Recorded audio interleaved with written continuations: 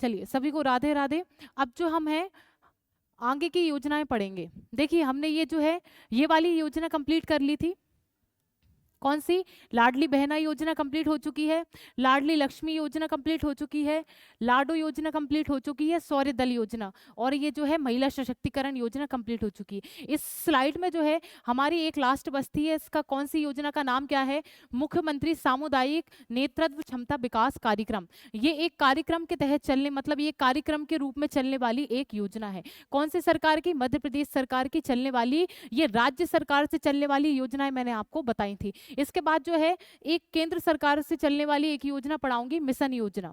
उसके तहत हम बहुत सारी योजनाएं देखेंगे, पर अभी हम जो है ये वाली कंप्लीट करेंगे आगे। पर ये बात मैं आपसे बोल दूं, जैसे हम जो योजनाएं पढ़ते जा रहे हैं उनको सारणी में जो है बिल्कुल क्रमबद्ध कर लीजिए। जैसे हमने जितनी योजनाएं पढ़ ली, योजनाएं बहुत सारी हैं, एक दो योजनाएं नहीं, योजना बहुत सारी हैं, तो ऐसे आप कंफ्यूज हो जाएंगे। तो एक सारणी बना लो कि कौन सी योजना, उसका सन क्या है, उसका उद्देश्य क्या है, अपनी भाषा में। स्लाइड को देख के नहीं, आपने जो पढ़ा है अपनी भाषा में वो लिख लो। और जहां से भी आपको अगर क्वेश्चन मिल रहे हैं उस योजना के एक दो क्वेश्चन या कम से कम 10 क्वेश्चन लगा लो, तो वो जो है आपकी एक योजना बिल्कुल पक्की हो जाएगी। ठीक है, तो ऐसे तो हम ये नहीं कि सिर्फ एक विभाग से सिर्फ 2 नंबर का क्वेश्चन आ रहा है। 5 विभाग हैं, 5 विभाग में से एक विभाग में से 2 नंबर का क्वेश्चन आ रहा है, 10 नंबर के टोटल ये क्वेश्चन आ रहे हैं। तो बस यही है कि हमें मेहनत तो बहुत करनी पड़ेगी, तो बस हम भूल ना जाएं हम इतनी मेहनत कर रहे हैं, और उसको सुबह उठ के एक बार जो भी हमने योजनाएं पढ़ी हैं उसको वर्बली एक बार पढ़ लो, तो आपके जो है बिल्कुल याद हो जाएंगी। अब हम देखेंगे कौन सी योजना भाई।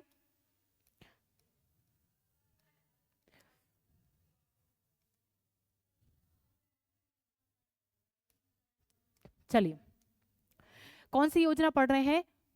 मुख्यमंत्री सामुदायिक नेतृत्व क्षमता विकास कार्यक्रम। ये एक कार्यक्रम के रूप में चलने वाला एक योजना है। देखिए इसमें होता क्या है, इसमें पाठ इन्होंने क्या सोचा कि जब हम महिला सशक्तिकरण की बात ही कर रहे हैं, महिला को थोड़ा विकास की तरफ बढ़ा रहे हैं या बच्चों को विकास की तरफ बढ़ा रहे हैं, तो हमारा एक उद्देश्य ये भी होना चाहिए कि हम कहीं ना कहीं योजना के तहत एक पाठ्यक्रम तैयार क्यों ना कर दें। किसी व्यक्ति को किसी योजना के तहत क्यों हम पढ़ाई क्यों नहीं करवाएं? हम पढ़ाई भी तो करवा सकते हैं, एक पाठ्यक्रम के रूप में एक योजना भी तो ला सकते हैं। तो उसी के तहत जो है भाई इन्होंने सोचा कि हम इस कार्यक्रम के तहत हम सामाजिक शिक्षा या सामाजिक नेतृत्व का भाव किसी में ला सकें, वो भी किसके दौरान या किसके अंतर्गत ला सकें? पढ़ाई के दौरान। जैसे हम पाठ्यक्रम, जैसे हमने बीएड किया है, डीएड किया है, या कुछ भी कोई डिप्लोमा किया है, तो ये सरकार की तरफ से पढ़ाई है या एक पाठ्यक्रम है पूरा। आप इसमें एडमिशन, जैसे मुझे पता है शायद, आई थिंक बीएसडब्ल्यू किया है तुमने, हाँ बीएसडब्ल्यू एमएसडब्ल्यू ये होते हैं ना, ग्रेजुएशन पोस्ट ग्रेजुएशन। तो ये इसी के तहत चलने वाले ये पाठ्यक्रम है। पाठ्यक्रम में आपको क्या बताया जाएगा कि आप नेतृत्व क्षमता कैसे बढ़ा सकते हैं, सामाजिक तौर पे आप एक किसी चीज को या किसी मुद्दे को आप किस तरीके से उठा सकते हैं। जैसे बाल विवाह का मुद्दा हुआ, तो मैं कब सोच पाऊंगी कि मैंने थोड़ा बहुत उस मुद्दे को पहले देख रखा हो, मुझे किसी ने बताया हो कि भाई ऐसी ऐसी समाज में कुरीतियां होती हैं, उसके प्रति आप कैसा व्यवहार करेंगे और इससे क्या हानियां होंगी, क्या लाभ होंगे, हर परिप्रेक्ष्य आपको पता होना है। तभी आप किसी एक क्षेत्र का या किसी एक समस्या का नेतृत्व या जो है किसी भी अधिकार का आप नेतृत्व कर सकते हैं। तो बस पढ़ाई के माध्यम से, एक पाठ्यक्रम के माध्यम से आपको जो है इसमें उज्जवल करना है महिलाओं या बच्चों से संबंधित यही योजना है। चलिए पढ़ेंगे। मध्य प्रदेश के विकास के लिए लक्ष्य एवं नीतियों के निर्धारण दस्तावेज मध्य प्रदेश विजन 2018 बनाया गया। देखिए ये विजन बनाया गया। विजन यानी क्या? हमने देखा कि जब हम महिला सशक्तिकरण की बात कर रहे हैं तो हम कितने उस लक्ष्य तक पहुंच पा रहे हैं कि महिला कितनी सशक्तिकरण की तरफ बढ़ रही है या विकास की तरफ बढ़ रही है। तो हमने 2018 में ऐसा देखा, सरकार के सामने एक पत्राचार लाया या दस्तावेज लाया कि इतने इतने विकास की तरफ हम पहुंच चुके हैं। उसी के तहत जो है हम ये कब लाए? जब हमने 2015 में, कब भाई? 2015 में जो है हमने ये योजना लागू कर दी थी। ये योजना हमने जो लागू करी है वो 12 फरवरी 2015 में। कौन सा कार्यक्रम? मुख्यमंत्री सामुदायिक नेतृत्व क्षमता विकास जो कार्यक्रम है वो 2 फरवरी 2015 को लागू हुआ। कब हुआ भाई?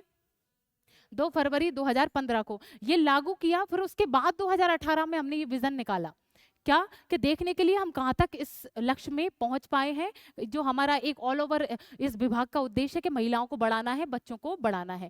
चलिए आगे देखेंगे। ये 2018 में महिला सशक्तिकरण का राज्य एवं विकास में समुचित उपयोग करने का लक्ष्य नियत है। महिला सशक्तिकरण के लिए हम सब ये सब कार्यक्रम चलाए रहे हैं।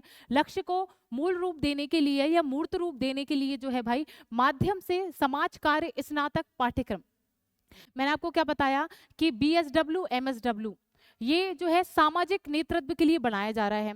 जैसे आपने किया है तो तुम जानती होगी कि कहीं भी ऐसे कोई रेगुलर नहीं जाना होता, सिर्फ दूरवर्ती शिक्षा इसमें दी जाती है। अगर दूर से हैं, आपको रेगुलर टीचर के सामने नहीं जाना है, सिर्फ आपको कुछ कार्य क्षेत्र मिलेगा, उसमें कभी कभी आपको काम करने जाना पड़ेगा, नहीं तो आजकल तो वो भी नहीं जाते हैं। ठीक है, जैसे कोई समाज यदि गरीब देख लिया तो आप उसके प्रति कैसी भावना रखेंगे, उसके लिए आप क्या क्या कर सकते हैं, ऐसा डेवलप करना, या समाज की कोई भी बुराई के प्रति उस मानसिकता को डेवलप करना कि आप आगे चल के इस कुरीति को कैसे हटा सकते हैं, या इस जो परिस्थिति है उस परिस्थिति को आप कैसे डील करेंगे। सिर्फ मानसिक रूप से बच्चे को तैयारी करना है, नेतृत्व क्षमता बढ़ाना है कि आप 10 लोगों के सामने एक टॉपिक पर आप कैसा बोल सकते हो, कैसा आप उसके सामने प्रदर्शन कर सकते हो कि इस समस्या को हम कैसे हल करेंगे, या हम अपने आचरणों में कुछ ऐसा सुधार लाएंगे, कैसा सुधार लाएंगे जो हमारी जो कुरीतियां हैं उसको कम कर सकें। और एक अगर कोई अच्छा नेतृत्व करने वाला, जैसे हमने शौर्य दल पढ़ा, अगर उसमें कोई अच्छा नेतृत्व करने वाला बंदा होगा या बंदी होगी, तो आप सोचिए कि उसमें कितना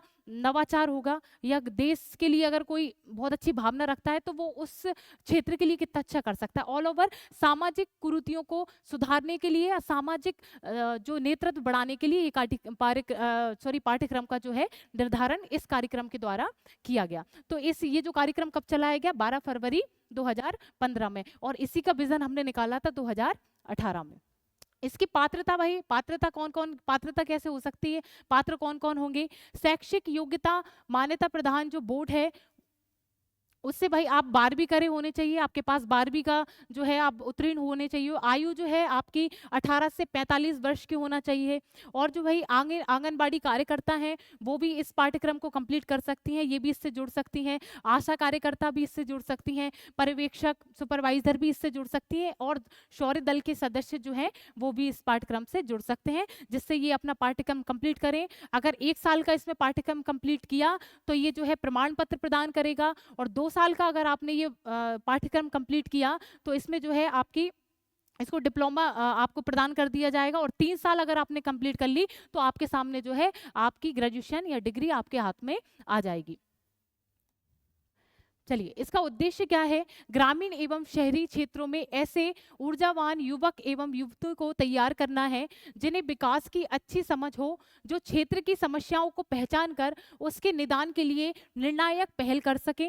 मध्य प्रदेश शासन के इस पाठ्यक्रम के संचालन का दायित्व महात्मा गांधी चित्रकूट ग्राम उदय विश्वविद्यालय चित्रकूट, जिला कौन सा लगेगा, सतना। सतना जिले में जो है भाई, कौन से जिले में, सतना जिले में महात्मा गांधी चित्रकूट ग्राम उदय विश्वविद्यालय, यहाँ पर ही हमने 2015 में इस पहल को शुरू किया था। कहाँ पर शुरू किया था भाई, महात्मा गांधी चित्रकूट ग्रामोदय विश्वविद्यालय जो है, यहाँ से हमने 2015 में यही कार्यक्रम शुरू किया था। पाठ्यक्रम जो है यहीं से जो है लीड करना शुरू कर दिया था। पाठ्यक्रम का संचालन जो है वो विश्वविद्यालय के दूरवर्ती अध्ययन, मैंने आपको बताया था कि कोई जरूरी नहीं है कि टीचर और जो छात्र हैं वो सामने ही हो या उसके निर्देश सुने। एक कोई मॉड्यूल बनाया जाता है, एक सिस्टम बनाया जाता है कि आपको इस क्षेत्र में काम करना है, कभी कभी आपको क्षेत्र मिलेगा, उसमें आप कैसे डील करेंगे आपको सिखाया जाएगा, बस यही है। और बाकी आपको कोई अलग से टीचर के सामने नहीं बैठना, छात्र नहीं बैठेंगे। एवं सत्र शिक्षा केंद्र के अंतर्गत दूरवर्ती पद्धति से किया जा रहा है। पाठ्यक्रम का संचालन मॉड्यूल शैली के द्वारा होगा, अर्थात सफलतापूर्वक प्रथम वर्ष करने पर समाज कार्य के प्रमाण पत्र, अगर आपने ये जो पाठ्यक्रम है वो 1 साल का कंप्लीट किया है तो आपको जो है ये प्रमाण पत्र प्राप्त हो जाएगा। और अगर यही पाठ्यक्रम आपने 2 साल जो है वो कंप्लीट कर दिया है तो इससे आपको डिप्लोमा प्राप्त होगा। और जैसे ही आपने 3 वर्ष इसमें कंप्लीट कर लिए तो आपके हाथ में जो है स्नातक, यानी आपके हाथ में जो है ग्रेजुएशन या डिग्री जो है आपके हाथ में आ जाएगी। ये एक पाठ्यक्रम है, सामुदायिक नेतृत्व में विशेषज्ञता सहित प्रदान की जाएगी। ठीक है, चलिए अब प्रशिक्षण देख लेते हैं। कार्यक्रम संचालन हेतु अध्ययन केंद्रों पर सैद्धांतिक एवं व्यवहारिक विषयों का मार्गदर्शन करने के लिए मेंटर्स का चयन किया जाता है। मेंटर्स होते हैं, कुछ मेंटर्स का चयन किया जाता है, इनकी भी ट्रेनिंग होती है इसमें। ये जो ट्रेनिंग होगी मेंटर्स की वो कहाँ पर की जाएगी, जो हमने पढ़ा था महात्मा गांधी चित्रकूट ग्राम उदय विश्वविद्यालय, जो कौन से जिले में आता है, सतना जिले में आएगा। इसके तहत जो है भाई ये पाठ्यक्रम बनाया जा रहा है। इसमें कुछ जो है भाई मेंटर्स भी नियुक्त किए जाते हैं। उन मेंटर्स तभी तो पढ़ाएंगे जब वो खुद अपने लिए खुद नेतृत्व क्षमता जानते हो, या उनको खुद प्रशिक्षण उन्हें पता हो इसका प्रशिक्षण कैसे दिया जाता है, नहीं दिया जाता है। तो उनको तैयार करने का काम भी यही करते हैं जो सतना जिले में स्थापित है। इसको अच्छे से आप याद रखें। चलिए बताइए इसकी शुरुआत कब हुई थी? कब हुई थी? 12 फरवरी 2015 में इसकी शुरुआत हुई थी। इसका उद्देश्य क्या है? इसका उद्देश्य क्या है? ऐसा मत करो यार। इसका उद्देश्य क्लियर है, इसका उद्देश्य दिख रहा है आपको, बताया ना कि सिर्फ इसका उद्देश्य ये है कि हम जब महिला सशक्तिकरण की बात कर रहे हैं तो हम ऐसे योजनाएं क्यों चलाएं, उसको पाठ्यक्रम दे देना, वो पढ़ जाएगी, उसको नेतृत्व क्षमता हम बढ़ा देंगे तो वो खुद अपना भला कर सकती है और भी लोगों को भला कर जाएंगे। हम शिक्षा की बात कर रहे हैं तो फिर हम कैसी शिक्षा की बात कर रहे हैं? हम पाठ्यक्रम भी तो चला सकते हैं योजनाओं के तहत। तो कहीं ना कहीं हमें पाठ्यक्रम के दौरान या पढ़ने के दौरान जो हम कोई पाठ्यक्रम चलाए दे रहे हैं उससे जो है उस बंदी में या जो भी पढ़ रहा है युवक युवती दोनों एडमिशन ले सकते हैं, नेतृत्व क्षमता का विकास होगा और अपने क्षेत्र का वो खुद ही विकास कर लेगा। ठीक है, चलिए आज थोड़ी सी आपको जो स्लाइड है थोड़ी अजीब दिखेगी, आपको दिख रही है क्या? दिख रहा है क्या? कुछ तो बोल दिया करो मेरी बहनों। चलिए अगली जो आपके लिए एक योजना है उसका नाम क्या है? बाल संरक्षण गृह। इसको हम क्या बोलेंगे इंग्लिश में? Child care home. इससे नाम से क्या समझ में आ रहा है? नाम से कुछ समझ पा रहे हैं? चाइल्ड केयर होम, इसमें क्या हो सकता है? बच्चों की केयर होगी, बच्चों का ध्यान रखा जाएगा। इसका उद्देश्य ये है कि कोई बच्चा अगर कुष्ठ रोग से पीड़ित है, कुष्ठ रोग जो होता है आपने देखा होगा कि चमड़ी जो है वाइट पड़ जाती है, छोटे छोटे दाने निकल आते हैं, और ये यहीं तक सीमित नहीं है, ये एक संक्रामक बीमारी है। ये अगर पास में खड़ी हूँ, अगर मेरे किसी को कुष्ठ रोग है, अगर मैं उसके पास में खड़ी हूँ तो ये फैलने वाली बीमारी है।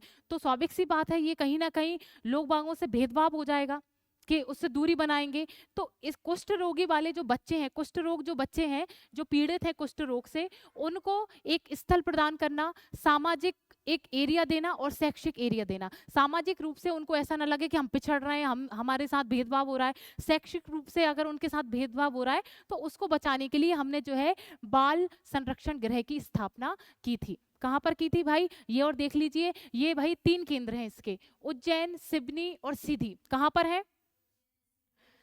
सिडनी। देखिए उज्जैन आप इधर पश्चिम के साइड देख लेंगे उज्जैन, और जो सिवनी है वो नीचे की तरफ आ जाएगी। अगर आप मैप देखेंगे मध्य प्रदेश का तो उज्जैन पश्चिम की तरफ दिखेगा और जो सिवनी है वो मध्य प्रदेश के नीचे की तरफ आएगी, और सीधी जो है वो पूरब के साइड आपको दिखेगा। ठीक है, तो मैं इसलिए बता रही हूँ कि आपको थोड़ा सा याद हो जाएगा। पश्चिम में उज्जैन, इधर सीधी और नीचे की तरफ सिवनी। और ये किसकी बात चल रही है? बाल संरक्षण गृह की, चाइल्ड केयर होम। बच्चे की देखभाल करना है, वो भी किस बच्चे की देखभाल करना है? जो कुष्ठ रोग से पीड़ित है। और कुष्ठ रोग जो है एक बैक्टीरिया से होता है, उसका नाम क्या है?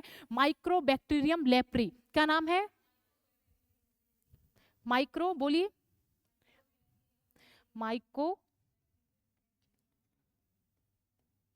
Bacterium leprae. ठीक है, ये कुष्ठ रोग जो है इस बैक्टीरिया से होता है, और ये जो है भाई भयानक संक्रामक एक बीमारी है। तो इनको जो है भाई इससे दूर रखने के लिए इनको बचाया जाता है, और यहाँ पर 3 केंद्र बनाए हैं, उज्जैन, सिवनी और सीधी। चलिए, बाल संरक्षण गृह जो है महिला बाल विकास विभाग द्वारा संचालित होते हैं। ये विभाग जो हम पढ़ रहे हैं महिला बाल विकास विभाग, उसके द्वारा संचालित होने वाले ये एक कुछ केंद्र हैं जो चाइल्ड केयर होम के नाम से हम जानते हैं। इन संस्थानों को जो है मुख्य उद्देश्य कुष्ठ रोगियों को स्वस्थ बच्चों के उनके माता पिता से अलग रखकर उनका पालन पोषण करना और उन्हें सामाजिक एवं शैक्षिक संरक्षण प्रदान करना है। जो सिर्फ भाई 30 बच्चों तक रहने की व्यवस्था, एक केंद्र में सिर्फ 30 बच्चे ही रह सकते हैं। 3 केंद्र बना दिए हमने, उज्जैन, सीधी, सिवनी। अब ये 3 केंद्रों में जो है एक केंद्र में 30 बच्चे रहेंगे। ठीक है, टोटल कितने हो गए? 90 बच्चे। हम केंद्रों में सिर्फ जो है भाई 90 बच्चे ही रख सकते हैं, क्योंकि हमारे पास 3 केंद्र ही हैं। बच्चों से हमारे माता पिता जो है, माता पिता से अलग रखना उनका एक उद्देश्य है, क्योंकि नहीं तो अगर हम उनके पास ही छोड़ देंगे तो ये जो रोग है कंटिन्यू बढ़ता जाएगा, फैलता जाएगा। ठीक है, और इनमें हीन भावना नहीं आएगी कि हम समाज से दूर हैं और कहीं ना कहीं हम शिक्षा से भी दूर हैं। चलिए अब हम अगला कौन सा देखेंगे, शासकीय झूला घर। क्या नाम है, शासकीय झूला घर। ये सब इसलिए पढ़ाए जा रहे हैं क्योंकि ये महिला बाल विकास विभाग के द्वारा लागू ये कुछ घर हैं या फिर केंद्र हैं जिससे बच्चों की जो है या महिलाओं की सेवा की जाती है। ये झूला घर 6 माह से 6 वर्ष, कब भाई, 6 माह से 6 वर्ष के बच्चों के लिए ये खोले गए हैं। ये किस लिए खोले गए हैं, जो भाई स्थापित किए गए हैं जो मध्यम एवं निम्न आय वर्ग की कामकाजी महिलाओं के लिए।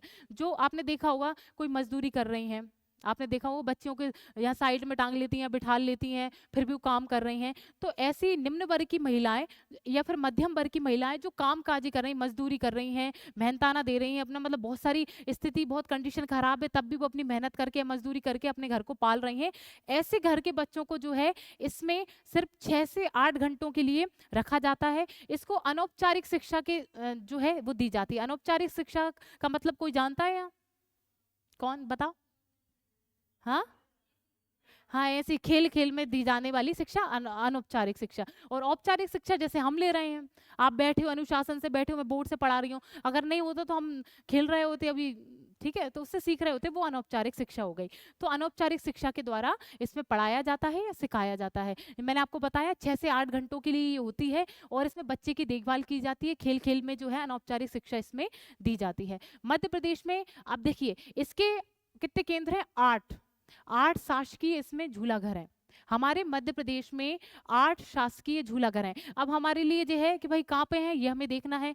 अब देखिए ग्वालियर में है, सागर में है, उज्जैन में है, सतना में है, भोपाल है, खंडवा है, जबलपुर है, होशंगाबाद है। कितने केंद्र हो गए, 8 केंद्र हो गए। अब इसको याद करने की देखो हम कैसे याद कर सकते हैं। अब आपने तो ये देखो जबलपुर, जो बड़ी बड़ी जिले हैं, जैसे जिले हैं या बड़ी बड़ी सिटी हम जिसको बोल सकते हैं, जबलपुर अच्छा खासा केंद्र है, होशंगाबाद भी अच्छा खासा बड़ा है, भोपाल, भोपाल तो हमारी राजधानी है, इसको आप बहुत अच्छे से जानते होंगे, ये बहुत बड़ी सिटी भी है, उज्जैन को भी आप जानते होंगे। अब हमारे पास जो बचे हैं भाई 3 जो छोटे छोटे बचे हैं, सागर, खंडवा और सतना, उंगलियों से गिनिए, बड़ा कौन है, जबलपुर, हमारा भोपाल आ गया, हमारा ग्वालियर भी, जैसे हमारी परीक्षाओं में केंद्र लगते हैं तो ये बड़े बड़े, जबलपुर लगता है, होशंगाबाद भी लग जाता है, भोपाल भी लग जाता है और ग्वालियर भी लग जाता है, ठीक है, और उज्जैन भी लग जाता है। ये 5 बड़े बड़े हो गए। अब छोटे कौन कौन से हो गए, सतना, सागर और खंडवा, गिनिए, हाथ से गिनिए। देखिए जबलपुर, होशंगाबाद, भोपाल, ग्वालियर, उज्जैन, 5 बड़े बड़े हो गए। अब हमारे पास 3 छोटे बचे, सागर, सतना और खंडवा। यहाँ पर जो है हमारे 8 केंद्र ऐसे हैं जो शासकीय झूला घर स्थापित हैं। ये किस लिए बनाए जा रहे हैं, ये ऐसी महिलाएं या मध्यम वर्गीय महिलाएं या निम्न वर्गीय महिलाओं के लिए बनाए जा रहे हैं जो मजदूरी से या बहुत कम, उनको बहुत मासिक जो है बहुत कम वेतन मिलता है, उनके बच्चे जो है वो बेसहारा ऐसे ही घूमते रहते हैं, उनके लिए 8 घंटों के लिए इसमें अनौपचारिक शिक्षा दी जाएगी और कहीं ना कहीं वो कुछ ना कुछ तो सीख ही जाएंगे। चलिए अब देखिए अगली कौन सी है, नारी निकेतन। अब हम इसको दूसरे नाम से कैसे जानते हैं, महिला पुनर्वास केंद्र। क्या है, महिला पुनर्वास केंद्र। मैंने आपको बताया था कि महिला सशक्तिकरण जब हमने योजना पढ़ी थी तो उसमें हमने ये पढ़ा था, कोई भी अगर विधवा होगी या किसी के पति ने उसको छोड़ दिया होगा तो वो हम उसको निवास स्थल जो है उपलब्ध कराएंगे। ये वही है, अगर कोई जो है किसी भी समस्या से पीड़ित है, उसके पास कोई आश्रय नहीं है, आवास नहीं है, उसके लिए हमने शांति निकेतन महिला पुनर्वास केंद्र स्थापित किए हैं। आगे पढ़ेंगे, नारी निकेतन में विधवा, परित्यागिता, पति ने छोड़ दिया हो, निशात, उसके पास कोई आश्रय ना हो, कुंवारी माताएं, जो समाज से प्रताड़ित महिलाएं रहती हैं, जो प्रताड़ित हैं, किसी भी समस्या से उलझी हुई हैं या उनके ऊपर जो है बहुत सारी पीड़ाएं हैं और उनके पास कोई आश्रय नहीं है, तो ये योजना जो है हमारे मध्य प्रदेश सरकार द्वारा उनको आश्रय उपलब्ध कराएगी। इन संस्थाओं में महिलाओं एवं बच्चों के आवास, अब स्वाभाविक सी बात है महिलाएं होंगी, अगर मैरिड होंगी तो उनके बच्चे भी होंगे,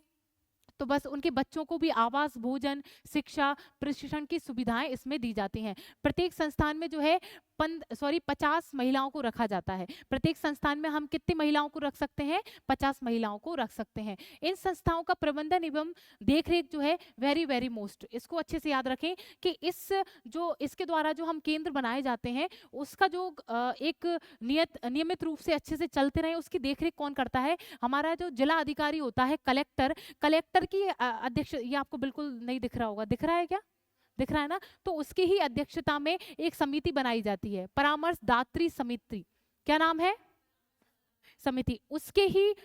उसके ही नियंत्रण से जो है हम ये केंद्र चलाते हैं, और ये 50 महिलाओं से ज्यादा हम इन केंद्रों में महिलाएं नहीं रख सकते। मध्य प्रदेश में ये नारी निकेतन कौन कौन सी जगह है? सतना, उज्जैन, जबलपुर और ग्वालियर, ये 4 जगहों पर ये केंद्र बनाए जा रहे हैं। कहाँ कहाँ पर?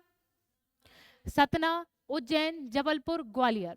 ठीक है, ये जो है 4 स्थानों पर जो है हम शांति निकेतन केंद्र स्थापित कर रहे हैं। जो हमारे कलेक्टर, जो हमारा जिला अधिकारी होता है, कलेक्टर, आईएएस, उसके ही अध्यक्षता में एक समिति बनाई जाती है, परामर्शदात्री समिति, उसके ही नियंत्रण में ये चलने वाले केंद्र हैं। 4 जगहों पे हमने इसके केंद्र देख ली हैं, सतना, ग्वालियर, जबलपुर और जो है भाई हमारा उज्जैन। ये 4 केंद्रों पर हमारा शांति निकेतन केंद्र स्थापित किए जा रहे हैं। पीड़ित महिला, उनको रहने के लिए कोई आश्रय चाहिए, उसी के लिए ये बनाए जा रहे हैं। अगला क्या है भाई? अगला है बाल संरक्षण आश्रम। क्या है? इसको हम एक ऐसे भी लिख सकते हैं, अनाथ आश्रम। क्या? ठीक है, अनाथ आश्रम भी हम इसको बोल सकते हैं, क्योंकि जो भी बच्चे अनाथ हैं, या महिलाएं भी इसमें आ सकती हैं, वैसे देखी जाए तो ये बच्चों के लिए ही है। अनाथ आश्रम हम इसको बोल सकते हैं, अगर बच्चे बेसहारा हैं तो इसमें वो रह सकते हैं। इंदौर में सिर्फ एकमात्र केंद्र है जो हमारे मध्य प्रदेश में स्थापित है, वो है इंदौर में। कहाँ पर भाई? इंदौर में ये स्थापित है। जो अनाथ एवं निशात्र, जो निराश्रित जो बच्चे हैं, जिनके पास आश्रय नहीं है, उनको सेवा ये प्रदान की जाती है। यह आश्रम जो है बच्चों को आवास, भोजन और शिक्षा प्रदान करेगा। प्रत्येक आश्रम की क्षमता जो है 50 बच्चों की है। 50 बच्चे एक केंद्र में रह सकते हैं, जिनकी आयु जो है 15 वर्ष से ऊपर होगी। 15 वर्ष से बच्चे जो है कम होंगे तो इस आश्रम में या बाल संरक्षण आश्रम में वो नहीं रह सकते।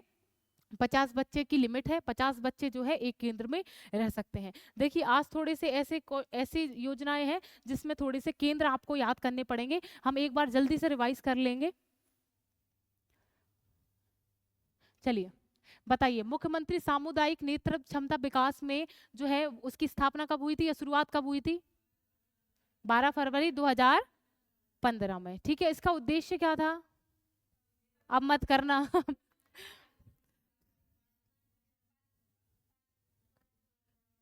हाँ, दूसरों को पढ़ा के या पाठ्यक्रम के जरिए जो है इसको पढ़ा के महिलाओं को सशक्तिकरण की तरफ हमने जो एक लोगो रखा है, महिला सशक्तिकरण, उसके क्षेत्र में हम आगे बढ़ाएंगे। महिला को नेतृत्व क्षमता बढ़ाने के लिए इस पाठ्यक्रम का जो है और सामाजिक नेतृत्व के लिए आगे बढ़ाया जाएगा। चलिए, हमने आगे कौन सी पढ़ी थी?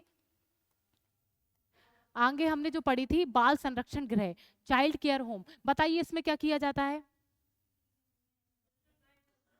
हाँ हाँ, बढ़िया, बहुत बढ़िया। तो कुष्ठ रोग से जो बच्चे पीड़ित हैं, उनको जो है एक आश्रय दिया जाता है, जिससे उनमें भेदभाव की भावना उत्पन्न ना हो, बाकी सब ठीक है। और यहाँ पे जो है ये मैंने आप, क्या हुआ? हाँ, 3 केंद्र बताइए तो। 3 केंद्र कौन कौन से हैं? पश्चिम में, पूरब में, इधर दक्षिण में सिवनी। चलिए,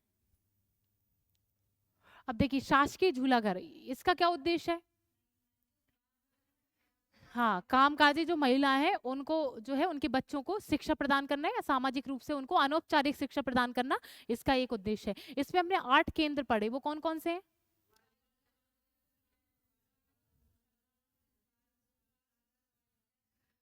हाँ जबलपुर, होशंगाबाद, भोपाल, ग्वालियर, ठीक है, कौन सा? उज्जैन। और फिर हमारे छोटे छोटे कौन से बचे? सतना, सागर और खंडवा। ये हमारे 8 जो है हमारे मध्य प्रदेश में शासकीय झूला घर हैं।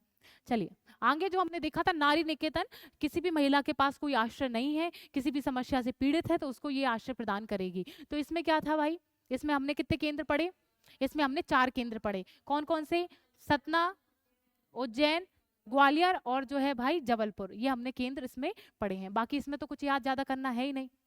बस लास्ट जो बचा है बाल संरक्षण आश्रम, ये एकमात्र हमारे मध्य प्रदेश में है, इंदौर में। ठीक है, और इसके जो है इसमें हमारी लिमिट है 50 बच्चों की लिमिट है। और ये अच्छे से याद रखना, क्योंकि ऐसे क्वेश्चन बहुत बनते हैं कि ये जो बाल संरक्षण आश्रम है जो हमारे इंदौर में स्थापित है, उसमें सिर्फ 13 वर्ष का हो बालक या 13 वर्ष से ऊपर का बालक हो, हम उसी को रखेंगे, उसके अन्यथा हम छोटे बालकों को इसमें नहीं रखेंगे। चलिए, अब सुनिए, इसको ऐसे ही नहीं कि आपने यहाँ देख लिया तो अब इसको घर पे जाके एक बार रिवाइज कर लेना। तो आपको याद हो जाएंगे और फिर मैं आगे की और भी योजनाएं हैं मैं आपको कराऊंगी। ठीक है, राधे राधे।